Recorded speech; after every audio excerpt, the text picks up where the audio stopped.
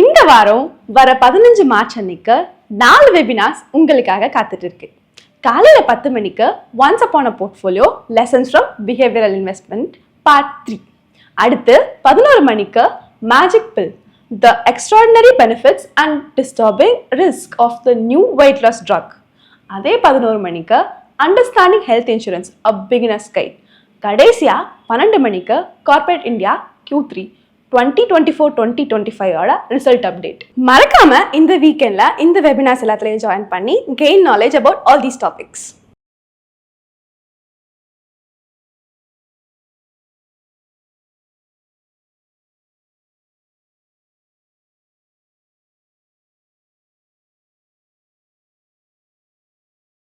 டெலிகாம்ல next big திங்னா satellite internet services. Space X என்ற Elon மஸ்கினுடைய கம்பெனி இந்த டெக்னாலஜியை வச்சிருக்காங்க. அவங்களுடைய பிராண்ட் தான் ஸ்டார்லிங்க். இந்த ஸ்டார்லிங்க் இந்தியாவுக்கு வரக்கூடாதுன்னு இந்தியன் டெலிகாம் ஆப்ரேட்டர்ஸ்லாம் கொஞ்ச நாள் முன்னாடி வரைக்கும் லாபி பண்ணிக்கிட்டு இருந்தாங்க. பட் 24 மணி நேரத்தில் இந்தியாவினுடைய டாப் 2 ஆப்ரேட்டர்ஸும் ஸ்டார்லிங்க் கூட டைப் பண்ணிக்கிட்டாங்க. நேத்திக்கு பாரதி ஏர்டெல் அனௌன்ஸ்மெண்ட் கொடுத்தாங்க. இன்னைக்கு காலையில் ஜியோ அதே அனௌன்ஸ்மெண்ட்டை கொடுத்துட்டாங்க. என்னங்க ஒரே கம்பெனி 2 பேரோட டைப் பண்ணுறாங்களா அப்படின்னு கேட்குறீங்களா? அதுதாங்க சிஸ்டம். அவங்களுடைய சேவைகளை இங்கே இவங்க கொண்டு வந்து கொடுக்கறது மூலமாக இவங்க 2 பேருமே அவங்களுடைய ஏஜென்சியாக மாறிவிடுகிறார்கள். ஸோ இதில் ஜெயிக்கிறது ரிலையன்ஸா பாரதியா அப்படிங்கிறது இல்லைங்க. இதில் ஜெயிக்கிறது Starlink and Elon Musk.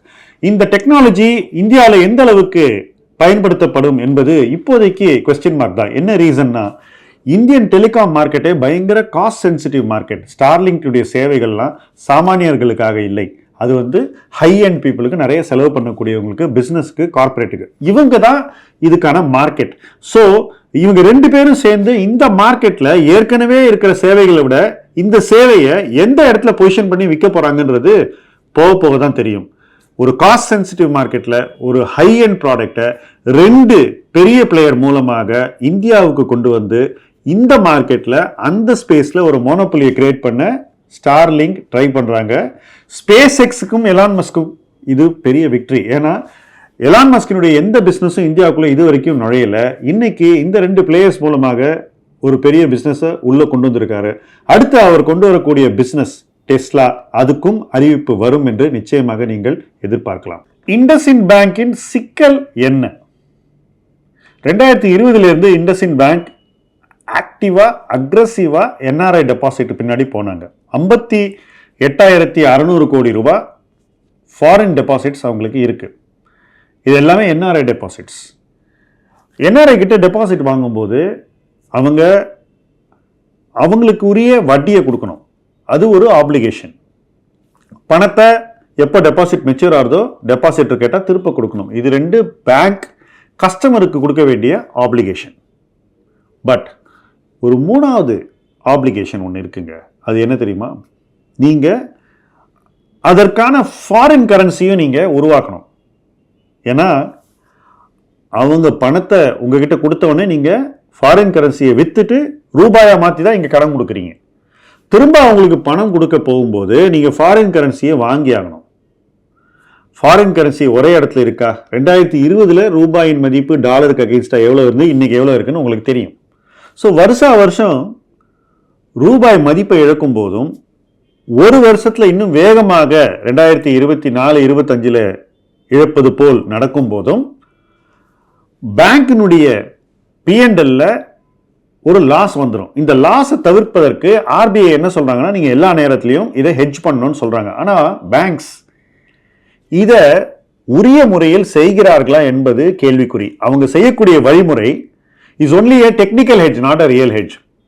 So எப்போ இந்த பணம் டியூ ஆகுதோ, எப்போ திருப்பி கொடுக்குறாங்களோ அந்த நேரத்தில் மட்டும் இதை ரெக்கக்னைஸ் பண்ணிக்கிட்டே பேங்க்ஸ் போயிட்டு இருக்காங்கன்றதான் நமக்கு கிடைக்கக்கூடிய தகவல்.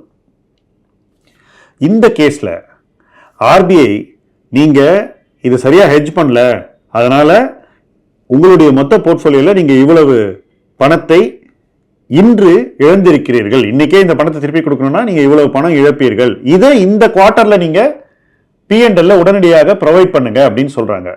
பேங்க் என்ன ட்ரை பண்ணாங்கன்னா இந்த பணத்தை எப்படியாவது P&L வழியா கொண்டு போய் லாஸா காட்டாம பேலன்ஸ் ஷீட்ல போய் ரிசர்வ்ஸ்க்கு அட்ஜஸ்ட் பண்ணலாமான்னு பார்த்தாங்க. RBI தெளிவா இதெல்லாம் செய்யக்கூடாதுன்னு சொல்லிட்டாங்க. ஸோ பேங்க்குக்கு வேற வழியே இல்லை, இந்த குவார்ட்டர்ல அதை அவங்க ப்ரொவைட் பண்ணி ஆகணும். அதைத்தான் அனௌன்ஸ் பண்ணாங்க. இந்த அனௌன்ஸ்மெண்ட்டுக்கு ஒரு நாள் முன்னாடி இன்னொரு அனௌன்ஸ்மெண்ட் வந்தது. அது என்னன்னாக்கா, இந்த பேங்கினுடைய சிஇஓக்கு ஓராண்டு காலத்துக்கு மட்டும் எக்ஸ்டென்ஷன் கொடுத்தாங்க ரிசர்வ் பேங்க். யூஸ்வலா 3 வருஷத்துக்கு கொடுப்பாங்க. எப்போ சிஇஓக்கு 1 வருஷம் தான் எக்ஸ்டென்ஷன் ரிசர்வ் பேங்க் சொல்றாங்களோ அப்பவே இந்த பேங்க் மேல ரிசர்வ் பேங்க்குக்கு நம்பிக்கை குறைவாக இருக்கிறது அப்படின்னு அர்த்தம். இது சாட்டர்டே வந்தது. ஆனா மண்டே மார்னிங் எல்லாரும் என்ன பண்ணாங்கன்னா, இந்த ஷேர் கொஞ்சம் விழுந்த உடனே அலறி அடிச்சுக்கிட்டு போய் வாங்கினாங்க வித்தவுட் அண்டர்ஸ்டாண்டிங் த மேக்னிடியூட். சரி, இந்த பிரச்சனை உடனே தீர்ந்துருமானா, எப்பவுமே ஆங்கிலத்தில் சொல்லுவாங்க there is never one cockroach in a kitchen. ஒரு சமையல் ரூம்ல கரப்பாம்பூச்சி இருந்தா ஒன்னு இருக்காது, அதுக்கு மேல இருக்கும் அப்படின்னு சொல்லுவாங்க. இதன் அர்த்தம் என்னவென்றால், இந்த மாதிரி ஒரு பிரச்சனை வந்தா வேற ஏதோ ஒன்று இருக்கலாம் அப்படிங்கறதான் ஸ்டாக் மார்க்கெட் நினைக்கக்கூடும். ஆனா ஸ்டாக் மார்க்கெட்டுக்கு இதுக்கு முன்னாடியே 3 அறிகுறிகள் இருந்தது. அந்த 3 சொல்லி இந்த பாயிண்ட்டை முடிச்சிருவோம். ஃபர்ஸ்ட், இந்த பேங்கினுடைய சிஇஓ தன்னுடைய மொத்த ஷேர்ஸையும் 1 வருஷத்துக்கு முன்னாடியே வித்து போயிட்டார்.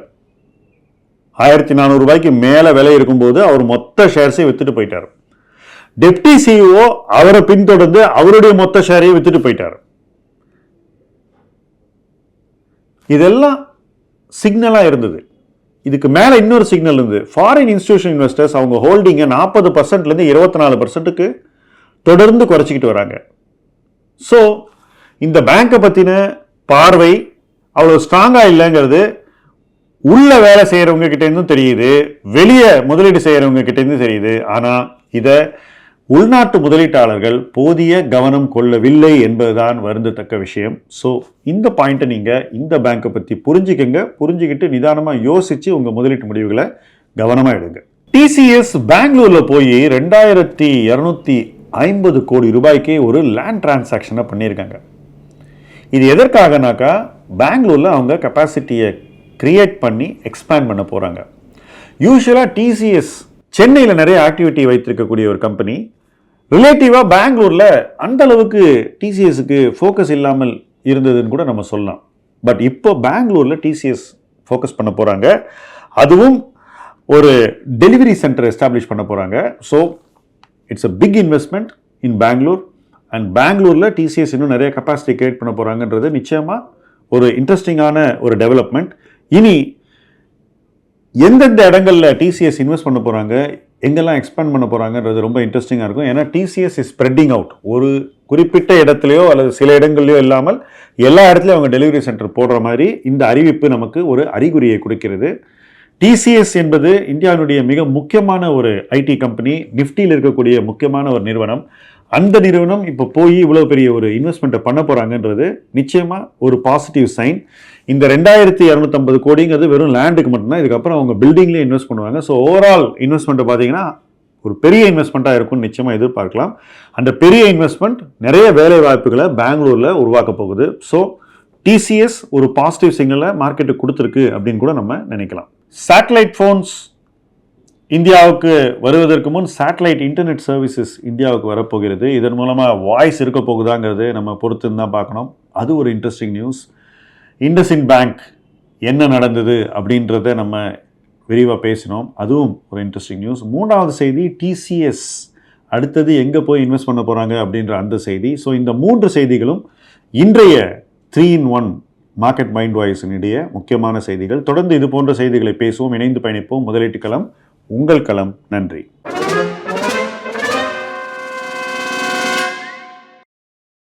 மார்க்கெட்ஸ் அப் அண்ட் டவுன் போற சிச்சுவேஷன்ல நிறைய பேருக்கு நிறைய கேள்வி இருக்கும். நம்ம ஃபண்ட் நல்லா பெர்ஃபார்ம் பண்ணுதா, இப்போ இன்வெஸ்ட் பண்ண கரெக்டான டைமா, கேஷை யூஸ் பண்ணுமா இல்லை கண்டினியூ பண்ணுமா, எங்க இன்வெஸ்ட் பண்ணணும், இந்த மாதிரி நிறைய கேள்வி வரும். அதுக்கு தான் ஆஸ்க் M2W எனிதிங். நம்ம personal finance and market related டவுட்ஸ்க்கு டைரக்டா எங்க எக்ஸ்பர்ட்ஸே ஆன்சர்ஸ் கொடுக்குற ஒரு சூப்பர் இனிஷியேட்டிவ். ஆனா எப்படி பார்ட்டிசிபேட் பண்றது? சிம்பிள். வீடியோ டிஸ்கிரிப்ஷன்ல இருக்கிற ஃபார்மை ஃபில் பண்ணுங்க, உங்களோட டவுட்ஸை ஷேர் பண்ணுங்க. Ask M2W anything because the right advice matters.